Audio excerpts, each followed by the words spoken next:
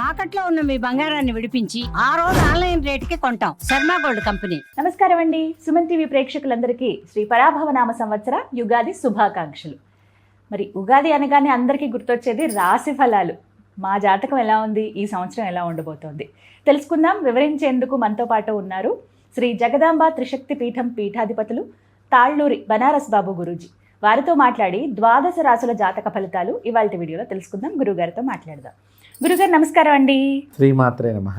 గురుగారు, కుంభరాశి వారి జాతక ఫలితాలు ఈ పరాభవనామ సంవత్సరంలో ఈ విధంగా ఉన్నాయి. ఎందుకంటే ఇక మరికొద్ది రోజుల్లో శని ఏళ్ళనాటి శని పూర్తవబోతుందన్న ఆనందం వీళ్ళలో ఉంటుంది. కొద్ది రోజులు అంటే రోజులు లెక్కించుకుంటూ ఉన్నారు.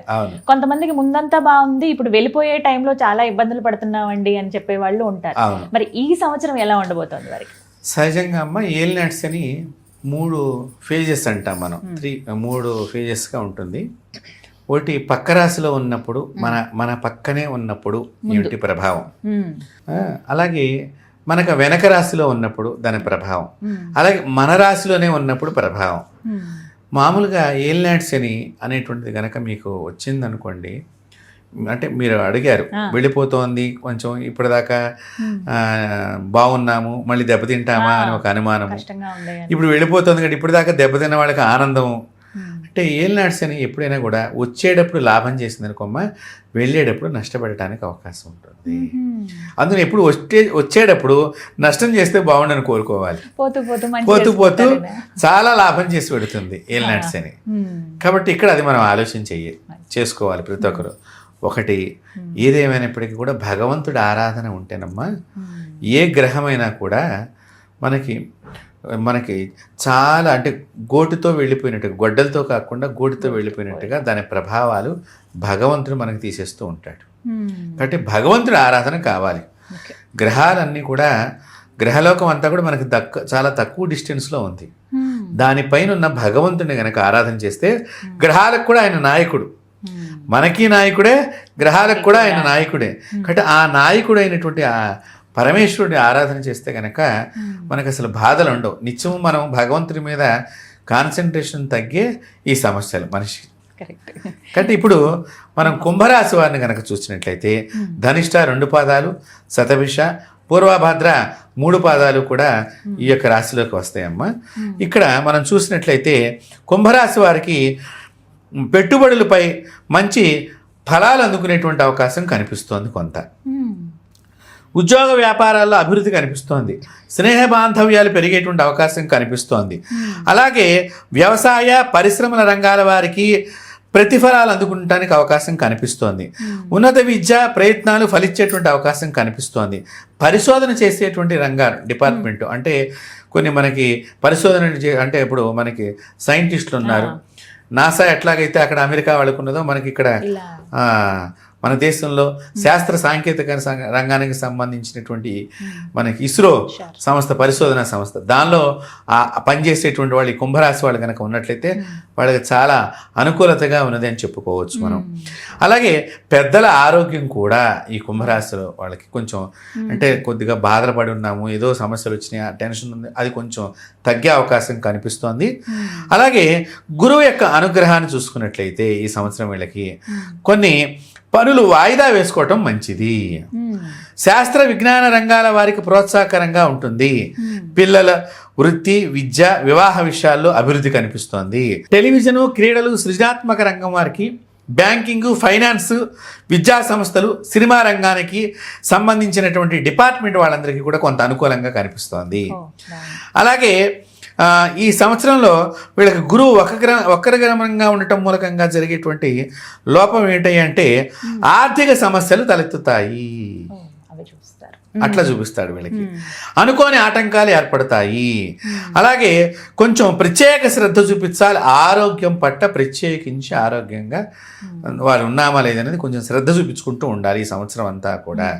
ఏదన్నా వస్తే చక్కగా డాక్టర్ని చూపించుకోవటం మంచిది. ఇదేదో మామూలుగా గ్యాస్ నొప్పి అనుకోవద్దు. ఎవరు కూడా కొంచెం ఆరోగ్యం పట్ల శ్రద్ధ ప్రత్యేకించి చూపించాల్సిన పరిస్థితి కనిపిస్తోంది. అలాగే శని యొక్క వీక్షణను మనం చూసినట్లయితే, శని వీళ్ళకి 2వ ఇంట్లో ఉన్నాడు. ఎలాంటి ఫలితాలు ఉంటాయి? దాన్ని చూస్తే కనుక ఆరోగ్యం మందగించే అవకాశం కనిపిస్తోంది. పై అధికారులు ఒత్తిళ్ళు ఎదురవుతాయి. అలాగే వేతనాలు పెరుగుతాయి, ఖర్చులు కూడా పెరుగుతాయి. అది ఖచ్చితంగా. ఖర్చులు కూడా వేతనం పెరిగింది అనగానే మనకు ఆనందం ఉంటుంది, లగ్జరీ కాబట్టి ఖర్చులు కూడా పెరుగుతాయి. కాబట్టి శ్రమకు తగిన ఫలితం కనిపించటం లేదు అనే ఒక దిగాలుగా మనిషి ఉండేటువంటి అవకాశం ఈ యొక్క కుంభరాశి వారికి కనిపిస్తుంది. అంటే నేను చాలా చేస్తున్నానండి, చాలా కష్టపడ్డానండి, అయినా ఫలితం కనిపించట్లేదండి అనేటువంటి భావన ఈ కుంభరాశి వారికి కనిపిస్తోంది. అలాగే ఉద్యోగ అవకాశాలు పెరిగేటువంటి అవకాశం కూడా కనిపిస్తుంది. కొంత ఉద్యోగాలు కొత్తగా మనకి వస్తాయి అనేటువంటి అవకాశం కనిపిస్తుంది.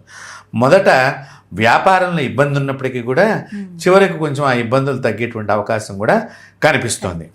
ఇక రాహుకేతువుల యొక్క ఫలితాన్ని కనుక మనం చూసినట్లయితే ఈ కుంభరాశి వారి మీద ఎలా ఉంది అంటే మనస్పర్ధలు ఏర్పడటానికి చక్కగా మార్గం కనిపిస్తోంది. కాబట్టి దయచేసి పందాలు పోటీల్లో నష్టపోయే ప్రమాదం ఉన్నది, దూరంగా ఉండాలి. ఆరోగ్యం మందగిస్తుంది, వాహన ప్రయాణం దూరంగా ఉండటం మంచిది. అంటే ప్రయాణాలు ఇచ్చే చాలా జాగ్రత్తగా ఉండాలి.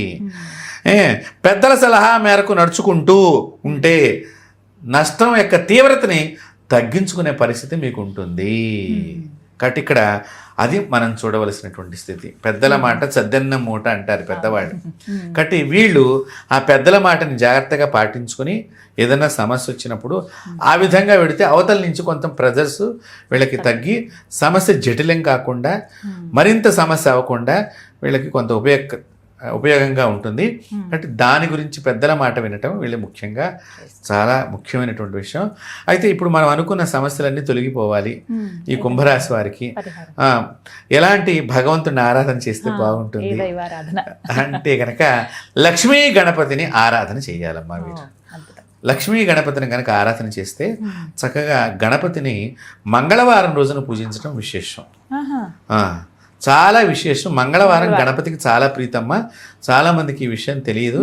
అదే బుధవారం బుద్ధి వినాయకుడు అనేటువంటిది ఒకటి మనందరికీ అలవాటు అయిపోయింది. కానీ వినాయకుడిని గనక మంగళవారం రోజున వినాయకుడి చుట్టూ ప్రదక్షిణాలు చేయటము, అలాగే సంకష్టార చతుర్థి వచ్చినప్పుడు ఆ రోజున హోమం చేయించుకోవటం, స్వామివారికి అభిషేకం చేయించుకోవటం, అలాగే గణపతి అష్టోత్తరాన్ని చక్కగా ప్రతిరోజు కనుక వీళ్ళు చదువుకుంటూ ఉండటము, లేదా శ్రీ గణేశాయ నమః.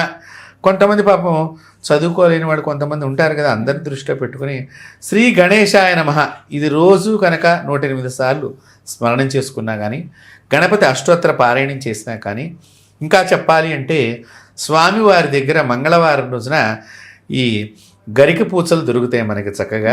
చక్కగా స్వామివారికి మాల కట్టి ఆ గరికి పూచల అన్నీ ఒక కట్ట కట్టి దాని పక్కన ఒక పువ్వు, మళ్ళీ గరికి పూచ, అలాగా ఆ పువ్వు కూడా ఎరుపు రంగు పువ్వు అయితే ఇంకా మంచిదమ్మా. ఈ ఎరుపు రంగు పువ్వుతో ఉండేటువంటి గరికి పూచల మాల కనుక స్వామివారి మెడలో వేసినట్లయితే మీ అందరికీ కూడా కుంభరాశి వారికి చక్కగా శుభప్రదమైనటువంటి జీవితాన్ని పొందుతారు. ఇదే చక్కటి పరిహారం. చాలా చక్కగా వివరించారు గురుగారు. ధన్యవాదాలండి. స్వస్తి.